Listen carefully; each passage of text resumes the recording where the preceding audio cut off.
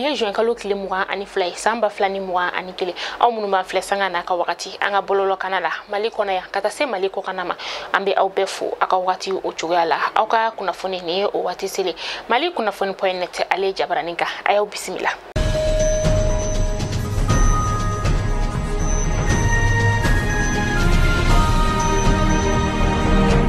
Kanga kuna fondamne ni nyoron du Sahel kaw ulufi ni wakati na lakana balia o kon dibeka yagubaya kata kosobe uka dugu o konnala keren na sa uka dugu mbeno no bebele ko nara bale kata se alahina bine fisuru aleni turunkumbe ni yoro ko folo nun kon be karo dina tigila ma uluka baga o konnala uye uka kalanso ninka ulu bedatu fokata ke akaramo yere ulu bolam non faranyonga ninga ta nyoro du Sahel o dugu nala ni karo gele genetic la maw yere u kon be wajuru ni ka o de boloda du kon nena me nuba la ni du la maw fe u kon ga seka sharia ni ka labatu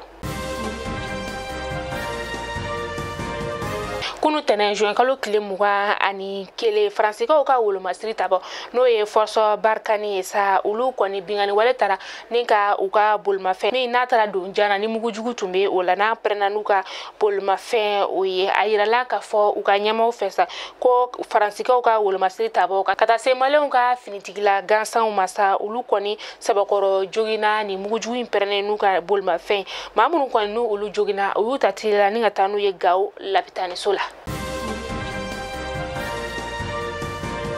Mouvement yere wolo ulu koni wulila kukura tukuni mi nu ya la nyini malien den befe ko juin kalo kile muga ani duru nata ko bela jelen ka bo ninga nyogon soro boulevard de l'indépendance la boli yere kunye femi o de ka la nyini francika wol masri tabo ka taka bo anga jamana o konnala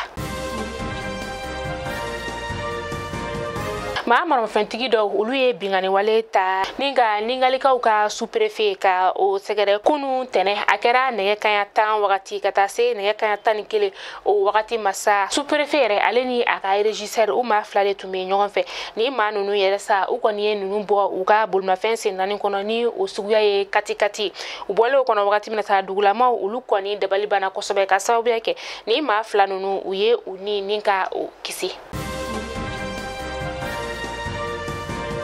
seguka ufeno ulu koni yuka ulu ju boli ninka o damine kunu tene juin kalo kile muga ani kele uka che keme bonyongo ulu de koni bora ninka faranyonka ni ulu jiboy o kola uya damine yoro janasa mi na damine na kilometri saba bonyongo kata se uka sram manobe wele ko l'an 2000 kata se fuka boulevard de l'indépendance ma uka dugu meri ale ya yira ka fo ko musaka min dona ni koina abeti jo sefa wari million nani o bonyongola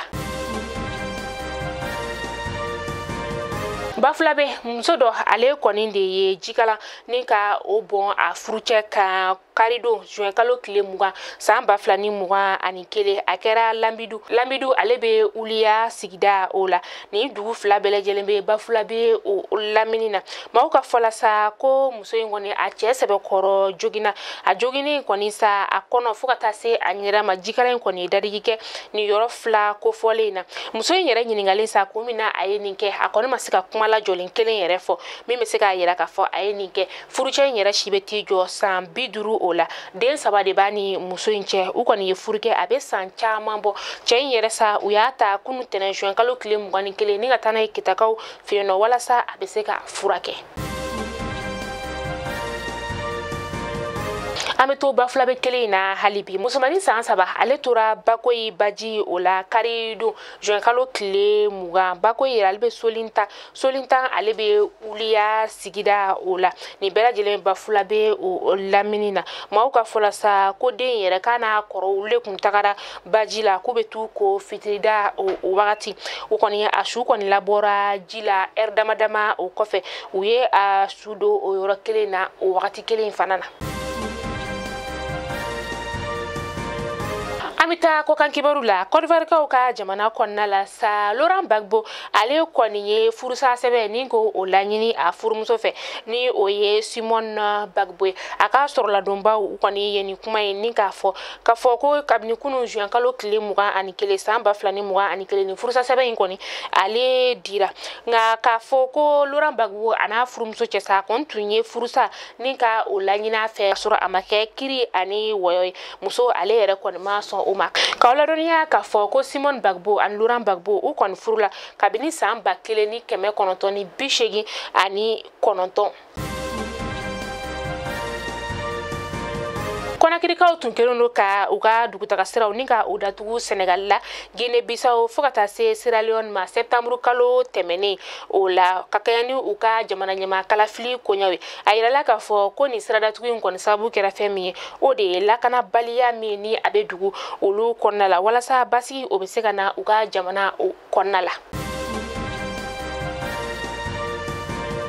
Mali kunnafoni jabarani lajɛbɔ aw kulo garisɛgɛ kɛra ni kunnafoni de bi ni k'a da aw kulo kan aw ni ce aw ka lajɛliko ɲuman na n'Ala m'an ka jɔnya jɔn na an bɛ ɲɔgɔn sɔrɔ nɔ sini inshallah kunnafoni kuraw olu kɛnɛ kan a y'aw hakili to aw yɛrɛ la aw ka tila k'aw hakili to aw kɛrɛfɛmɔgɔw la halisa Ala ka basigi Ala k'o lana an ka jamana kɔnɔna la.